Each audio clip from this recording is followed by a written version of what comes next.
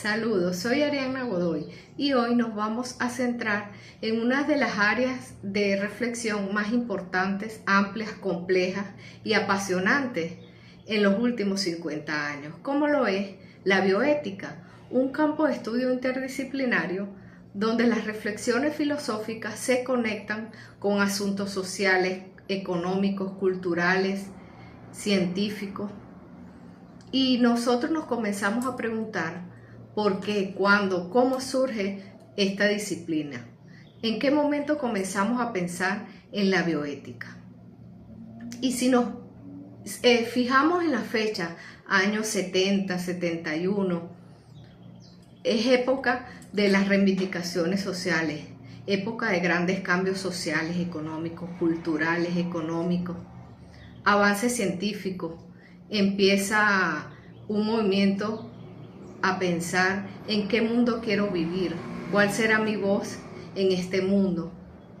Los abusos de la Segunda Guerra Mundial, los primeros cuestionamientos sobre las malformaciones genéticas graves y con ello los primeros cuestionamientos al aborto, la eutanasia, la muerte cerebral, los avances farmacológicos en cuanto a la relación de pacientes psiquiátricos y fundamentalmente todo lo relacionado con la investigación en el campo de la salud con los sujetos. Nosotros, para poder precisar el término de bioética, debemos prestar atención a su etimología. La palabra bioética se compone de dos vocablos, bios y ética.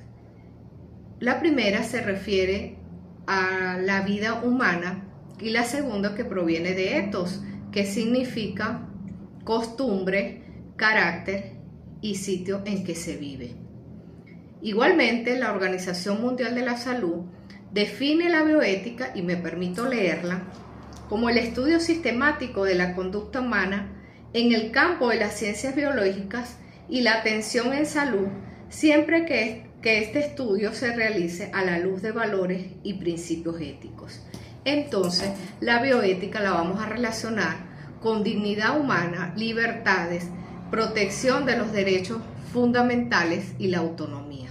En este mismo sentido, la bioética surge bajo dos grandes tendencias. Y hablando de la bioética, no podemos dejar de citar a Potter. Potter elaboró el neologismo bioético y también produce las bases para lo que él llamó la ciencia de la supervivencia. Potter postula que la existencia del ser humano no está garantizada, que al contrario se encuentra amenazada por las alteraciones del equilibrio del ecosistema y por los avances científicos. Por su parte, Heller institucionalizó el diálogo bioético en el Instituto Kennedy. Igualmente, la bioética se va a fundamentar en diferentes teorías éticas que van a servir para orientar en la toma de decisiones relacionadas a lo que es la salud, la vida y la investigación científica. Una de estas teorías es la teoría utilitarista. Ella se centra en la maximización del bienestar y en la minimización del sufrimiento.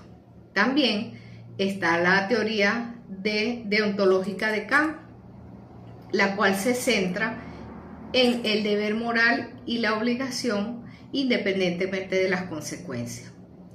Y la teoría de la virtud de Aristóteles, que es donde señala la eudaimonía, que significa la felicidad y que se refiere a una forma de vida virtuosa y razonable que nos lleva a una plenitud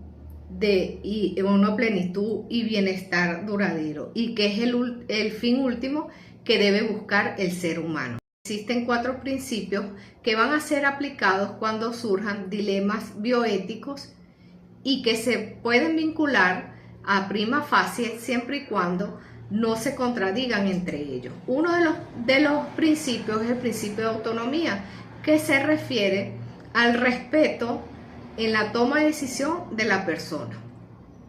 Igualmente tenemos el principio de la beneficencia, que se refiere a la maximización de los beneficios y a la minimización de los riesgos. El tercer principio es el principio de la no maleficencia, que consiste en abstenerse intencionalmente de causar daño o perjuicio a la persona. Y el último es el principio de la justicia, que consiste en una distribución equilibrada de los beneficios y los riesgos. Estos principios van a ser aplicados cuando surjan diferentes problemas bioéticos. También los dilemas bioéticos presentan desafíos para el derecho. Y un ejemplo es cuando se está en presencia de la maternidad subrogada, cuando se está en presencia en lo que es el vientre en alquiler, porque surgen problemas legales en cuanto a la filiación, a los derechos de los padres y a la protección de las gestantes. Ahora bien, el caso seleccionado por el grupo es el tema de la guerra humanitaria, que consiste en el uso de la fuerza militar con propósitos humanitarios en las relaciones internacionales. Esta concepción es debatida y considerada ilegal. Es necesario, en este caso, señalar las dimensiones que se van a analizar, como son la bondad y la obligación moral, teorías propuestas por Kant y Luigi Ferrajoli en sus teorías de la deontológica y la teoría del garantismo. Desde la perspectiva de Kant, la ética se centra en la bondad y en la obligación moral. Para Kant, la guerra sería intrínsecamente mala porque viola la dignidad humana y trata a la persona como un medio para un fin, en lugar de como fin en sí mismo. Según Kant, la obligación moral consiste en actuar conforme al imperativo categórico, que es lo que él señaló como la ley moral universalizable. Y siendo la guerra, por su naturaleza destructiva y por la instrumentalización de la vida humana, no podría ser universalizada como una acción moralmente permisible. Igualmente, la bondad de una acción, según Kant, reside en la intención detrás de ella. Y como la guerra causa dolor, sufrimiento, daño, se hace moralmente cuestionable. El garantismo, que es la teoría de Luigi Ferrajoli, se centra en la protección de los derechos fundamentales a través de normas jurídicas. Para Luigi Ferrajoli, la ilegalidad de la guerra se fundamenta en el marco del preámbulo y de diferentes artículos de la Carta de la ONU.